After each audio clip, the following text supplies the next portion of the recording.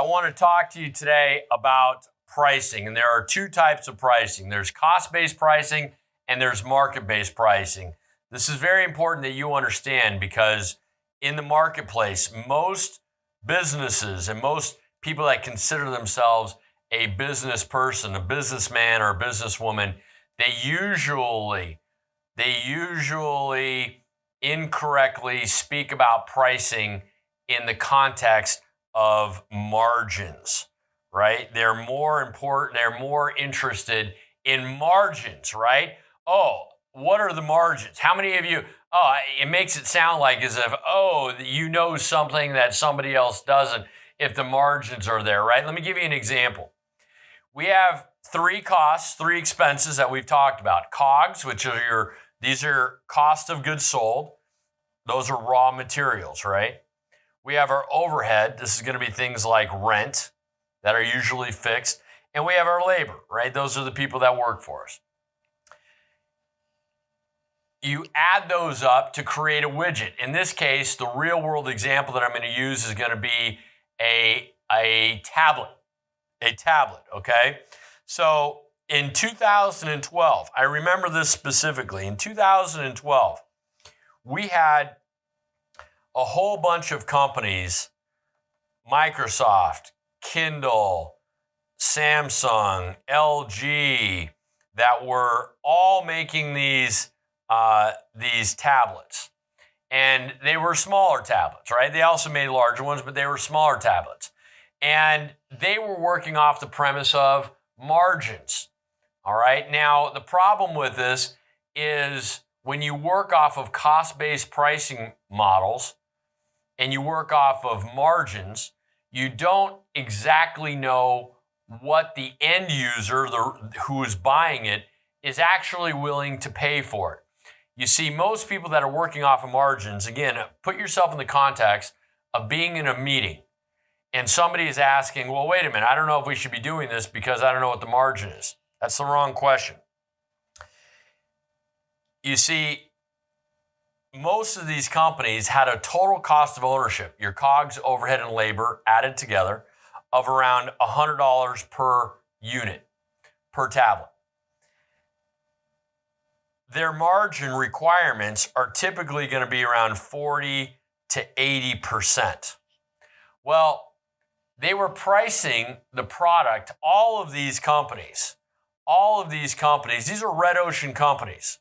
Let's go back to several classes. These are red ocean companies. We're pricing their product at $199.99, right, to the end user, essentially. Did they meet the margin requirement? Absolutely. But what's the problem? There's a big problem here, right? Number one, you don't know if you're leaving money on the table. You see, they all assumed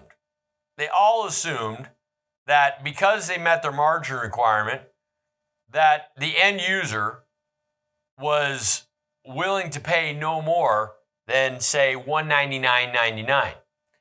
And so these red ocean companies are all biting at each other, all taking huge chunks out of each other, trying to get market share.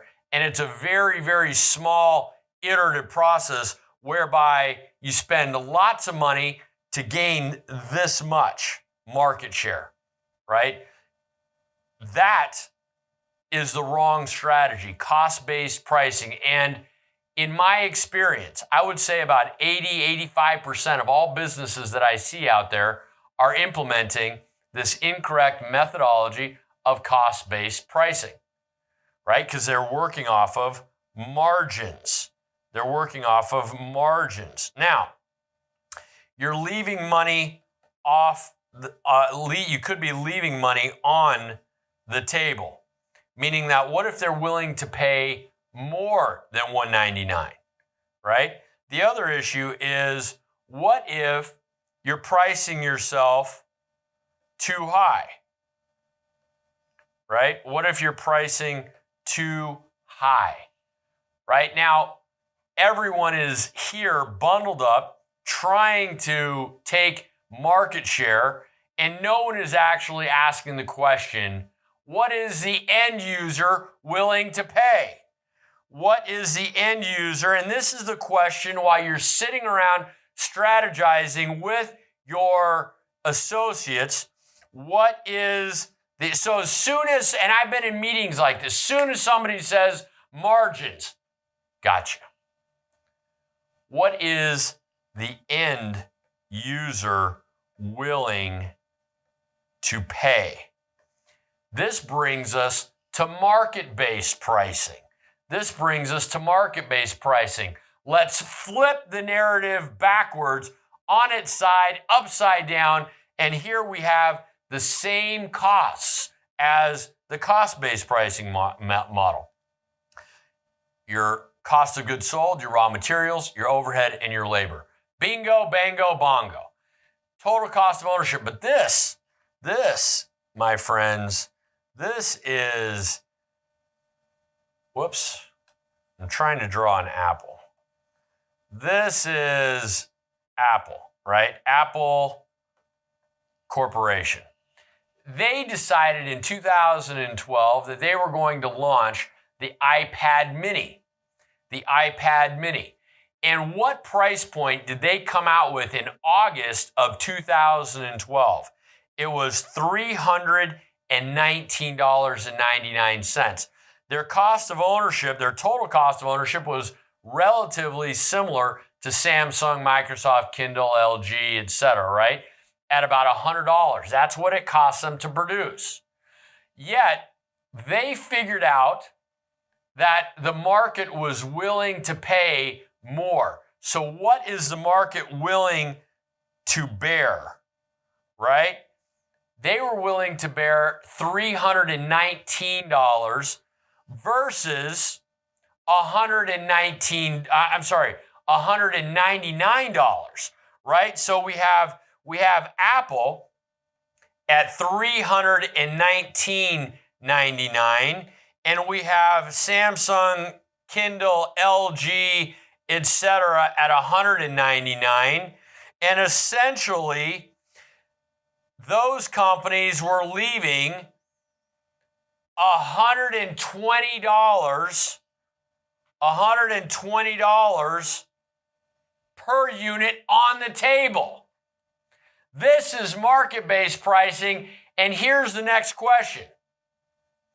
Would Apple have launched the iPad mini if the market was in fact only willing to pay $199.99? Let me say this again. Would Apple have launched the iPad mini if in fact the market was only willing to pay $199.99?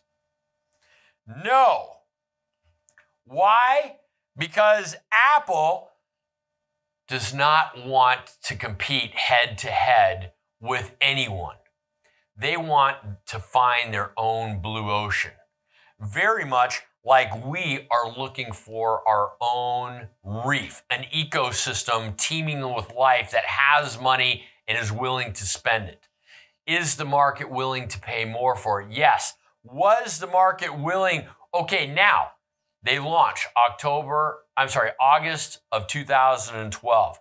They immediately took market share, and were making an extra $120 per unit. That's market-based pricing. I'm Senor Chavez, and now we're cooking with gas.